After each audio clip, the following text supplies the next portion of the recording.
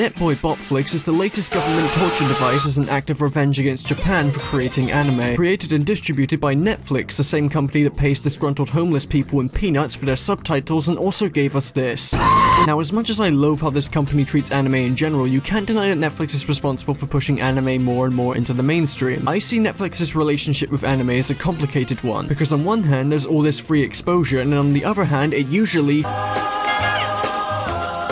So when it was announced that Netflix were making a live-action adaptation of Cowboy Bebop, one of the most quintessential anime ever made, a lot of eyebrows were justifiably raised, and that skepticism persisted with each new tease that we got. But Cartoonshi, you shouldn't judge something before it's out yet. No! The entire point of a trailer is so you can make a judgment of something and decide if it's going to be for you or not. And nothing Netflix showed us was of any quality above passable. With this fact in mind, along with their marketing team gloriously shooting themselves in the foot by comparing it to the infinitely better source material, this seemed like a sinking ship. I was willing to give it a shot though. That's a lie, I just wanted easy content. I'm going to discuss the reasons why this adaptation doesn't work. Because if Death Note's adaptation gets scorned for being too different as well as too retarded, I'd say Bopflix has the inverse problem, but it's still really dumb.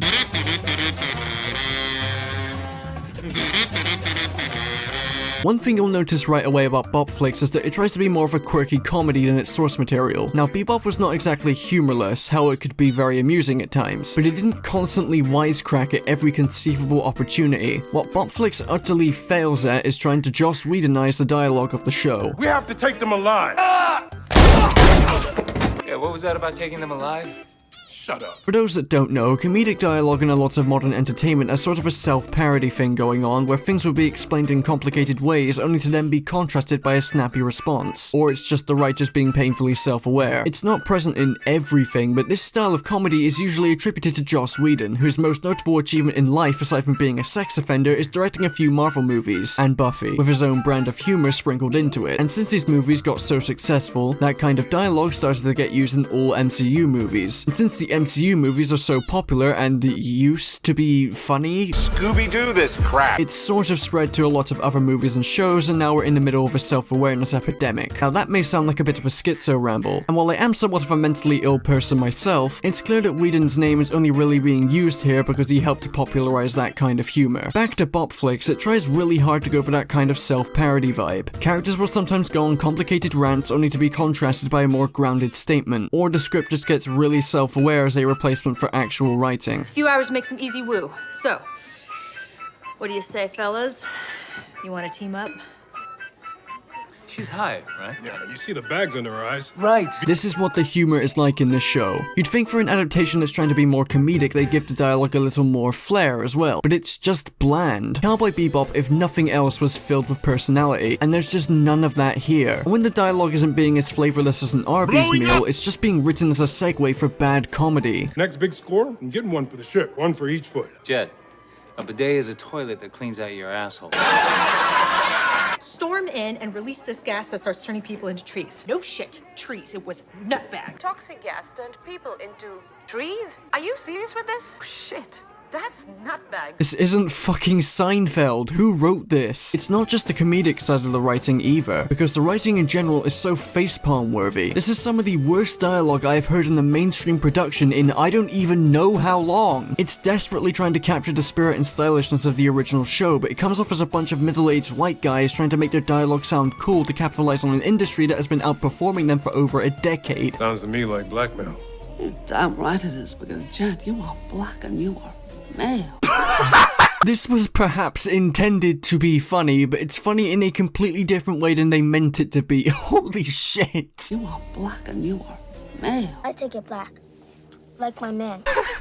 This fucking script. I'm willing to bet they casted Jet as Black in this show because the writers were just genuinely proud of that line. That's most likely not the case, but that's my headcanon, and it's funnier that way. And when they're not trying to outdo Sonic the Hedgehog in the unfunny department, they're just shamelessly offering an inferior show for you to watch. Cowboy Bebop, the original show, is on Netflix. Watch that instead. Instead of being enthralled by a sci-fi noir, you're watching a sci-fi comedy. A lot of the show is just reduced to being a Saturday morning cartoon, which misses the mark the original show landed perfectly with it having comedic moments, but not having them be so in your face.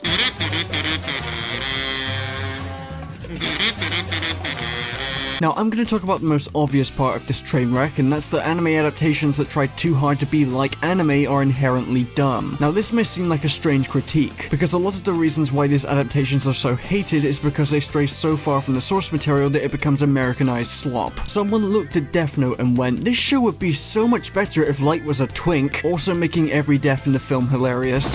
But Bopflix seems to have the inverse problem of trying to be too much like anime. What people don't understand is that the charm and appeal of an animated show cannot be captured properly in live action, no matter how much you tried to substitute your substance with style. I'll give them credit, the show's flashy, maybe going too much into Scott Pilgrim territory, but they clearly cared when it came to the lighting and editing, sometimes. But part of what made Bebop work was that it was animated. In live action, a lot of this can either look just plain off, or can look objectively worse than the original show. Thank you, Netflix marketing team, for making my job easier. All of the color is just sucked out. Even in scenes that are near identical to the original, the colors just don't pop. The show looks dead unless there's a scene with colored lighting specifically, even if it is competently shot. I mean, look at Nutihana compared to the original show. Did Kojima direct this? Not to mention, a lot of the special effects just look cheap, and I get that it's a show, not a movie, but when Netflix consistently gives us shitty CGI, I'd say I have the right to complain about it. The framing of some of the shots don't work too well either. It's clear that they tried to capture the anime's style, but without the expressiveness of the animation, it just comes off as wooden. With the editing walking, but sometimes falling off the line of, hey, that's kinda neat, to, this can only be enjoyed by people with chronic autism. The stuff that's different about Bopflix is also really bad. The action scenes in the original weren't these super intense western fights, and there weren't nearly as many as there are in the remake, which just assaults you with visual stimuli so much that I think you could probably take it to court for domestic abuse. The original has Spike flow through battles, but here it's Hollywooded up the ass, and the scenes are edited really badly. A bizarre mix of questionable editing decisions here. It also tries to recreate the tone of the original, but also somehow misses the tone of the original. Like, it gets the style, sort of, but the tone of Bebop was always more laid back and chill. It wasn't this violent, aggressive comedy routine. The most ironic thing about this series, though, is that the intro to this live-action show is a recreation of the original series' intro. Nothing wrong with that, but they had to use animation in order to enhance it in the first place. If you prove in your fucking intro that you need animation in order to elevate the thing that you're adapting into live action, then that should be a bit of a wake-up call. And even with that, everything still looks off because replicating animated movements in live action does not have the same appeal and simply looks jank.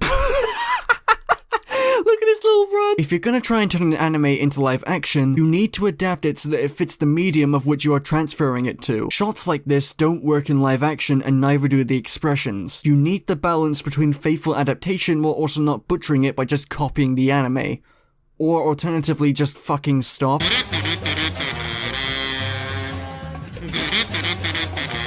The acting is really bad. There are so many actors here who just look like they don't want to be here. I can't say it extends to the main cast though, but I'm still mixed on this. John Cho captures the essence of Spike's character, but his deadpan delivery sounds a little too bored at times. And I'm not exactly a fan of how much of an asshole Spike is in this show. It's like they watched a montage of YouTube clips about Spike and then just made him a complete dickhead for no discernible good reason. Spike was cocky, yeah, but he wasn't this much of a twat. Mustafa Shakira's Jet though is absolutely perfect casting. He nails this role and actually managed to get a laugh or two from me despite the horrendous script. Daniela Pineda as Faye on the other hand, no offense to Pineda, obviously, it's not her fault, but this is such an inferior portrayal of the character, and I'm gonna preface that none of my complaints have anything to do with her tits. They try to girl boss the fuck out of Faye in the show and make her a peppy wisecracker, but she just comes off as a complete douchebag. Faye in Bebop, however, runs circles around Faye in Bopflix without even trying. She was cool then, so why write her to be an unfunny caricature of an independent woman when she was already an independent badass? The most baffling thing to me though is what they did to Gren. I'm sorry to Mason Alexander Park, but not only is this performance terrible, the character is also completely butchered just to tick a diversity checklist. Now, I'm not against diversity, in fact I think there should be a more diverse range of actors in a lot of things, but why the fuck did you make Gren non-binary? You know, the guy that looks like a woman because he forcibly had chemicals injected into him that increases estrogen levels? That's your non-binary icon? Are you fucking kidding me? Now, I will be playing my favorite role from the anime, Gren. woman who is a sexy non-binary icon.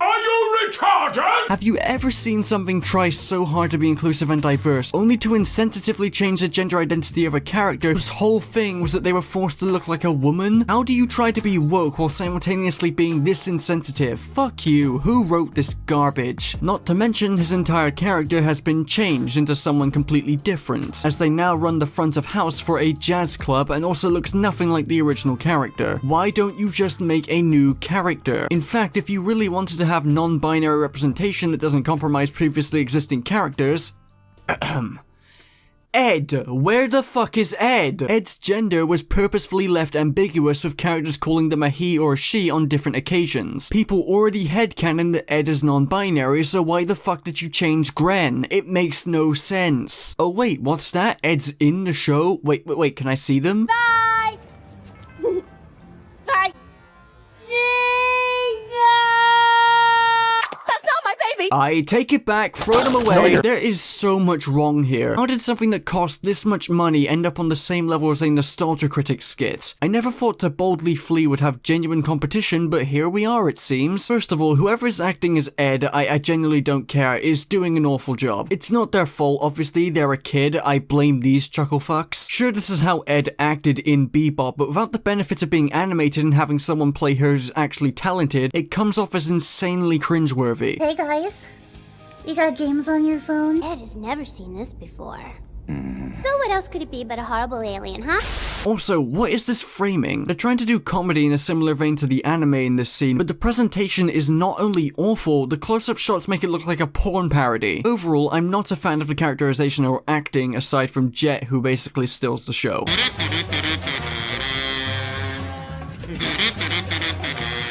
There are some utterly baffling changes being made in Bopflix that automatically make it an inferior version. Now, in terms of trying to copy the show, it does its best, and it sucks at it, but it has elements of something that does resemble Cowboy Bebop. The problem is that in reality, Bopflix is just a generic space western, and if you gave it any other title, I think it may have actually passed as something different. I know this is jarring when I just complained that the show is trying too hard to copy the original, but the changes they do make only harm the storyline. Spike is absolutely nowhere near as compelling as he once was because they utterly neutered the romance and betrayal plotline that made him so compelling. They opted to make it more mature by giving us more violence, swearing, and gore, which ironically makes it even more childish. It drags out new character arcs in a show that already feels dragged out since they changed the episode time limit from a comfortable 20 minutes to a full hour. On top of that, the original show was rather episodic with only a few episodes connecting to each other as part of a broader story. This meant that characters like Vicious and Julia were shrouded in mystery and it built intrigue and suspense. Here, however, it's connect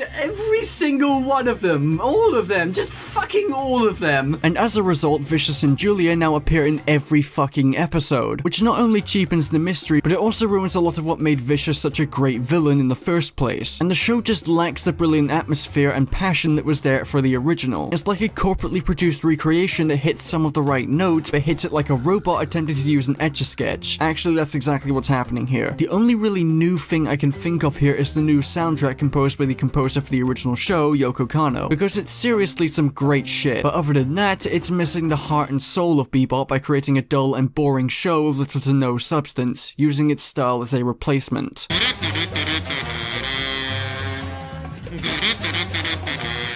Netboy Bopflix is not Netflix's worst endeavor when it comes to anime adaptations. By all accounts, it could have gone worse with how many people who worked on Lost being attached to this shit pile, but it is still a thorough butchering of the characters, appeal, and tone of the beloved original, no matter how stylish its visuals can be and how great its soundtrack is. Netflix's Bebop adaptation is a resounding failure, an unfunny cash grab that's too confident for its own good when it desperately needed a rework or cancellation altogether, if you ask me. Netflix is still gonna keep churning these half-baked adaptations out, and it only further proves how much they actually give a shit when it comes to anime. If you want to watch something anime related on Netflix this month, just watch Komi, it's so much better than this. Actually, don't watch it on Netflix, they barely translated it, son of a bitch.